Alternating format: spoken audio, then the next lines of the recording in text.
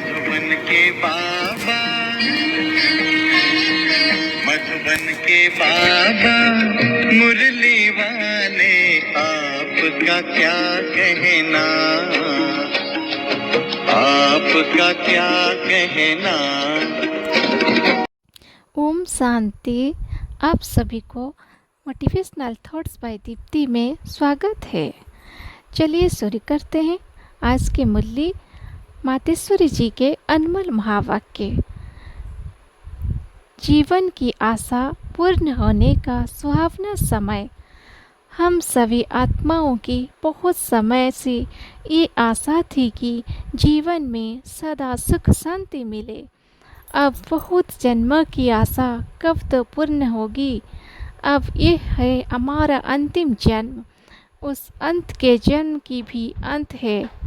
ऐसा कोई नहीं समझते, मैं तो अभी छोटा हूँ। छोटे बड़े को सुख तो चाहिए ना, परंतु दुख किस चीज़ से मिलता है उसका भी पहले ज्ञान चाहिए। अब तुमको नॉलेज मिली है कि इन 5 विकारों में फंसने के कारण ये जो कर्म बंधन बना हुआ है उनका परमात्मा की याद अग्नि से भस्म करना है। ये है कर्म बंधन से छूटने का सहज उपाय। इस सर्वशक्तिवान बाबा को चलते फिरते श्वास श्वास याद करो। अब ये उपाय बताने की सहायता खुद परमात्मा आकर करता है, परंतु इसमें पुरुषार्थ तो हर एक आत्मा को करना है।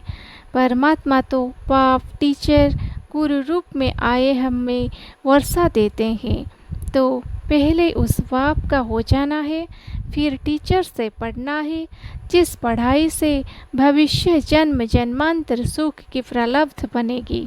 अर्थात जीवन मुक्ति पद में पुरुषार्थ अनुसार मर्तबा मिलता है और गुरु रूप से पवित्र बनाए मुक्ति देते हैं। तो इस राज को समझ ऐसा पुरुषार्थ करना है। यही टाइम है पुराना खाता खत्म कर नए जीवन बनाने का। इसी समय जितना पुरुषार्थ कर अपनी आत्मा को पवित्र बनाएंगे उतना ही शुद्ध रिकॉर्ड भरेगा, फिर सारा कल्प चलेगा। तो सारे कल्प का आधार इसी समय की कमाई पर है। देखो, इस समय ही तुम्हें आदि मध्य अंत का ज्ञान मिलता है। हमको 100 देवता बनना है और अपनी चढ़ती कला है, फिर वहाँ जाके प्रारब्ध भोगेंगे। वहाँ देवताओं को बात का पता नहीं पड़ता कि हम गिरेंगे। अगर यह पता होता कि सुख भोगना फिर गिरना है, तो गिरने की चिंता में सुख भी भोग नहीं सकेंगे। तो ये ईश्वरीय फायदा रचा हुआ है कि मनुष्य सदा चढ़ने का पुरुषार्थ करता है, अर्थात सुख के लिए कमाई करता है। परंतु ड्रामा में आधा आधा पार्ट बना पड़ा है।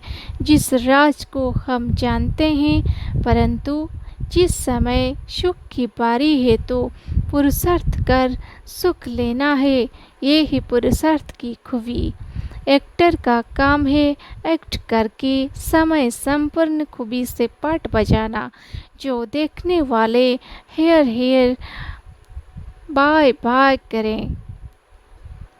इसलिए हीरो हीरोइन का पाठ देवताओं को मिला है, जिनका यादगार चित्र गाया और पूजा जाता है। निर्विकारी प्रवृत्ति में रहो, कमल फूल समान अवस्था बनाना, यही देवताओं की खूबी है। इस खूबी को भूलने से ही भारत की ऐसी दुर्दशा हुई है। अब फिर से ऐसे जीवन बनाने वाला खुद परमात्मा आया हुआ है। अब उनका हाथ पकड़ने से जीवन नैया पार होगी। अच्छा, ओम शांति।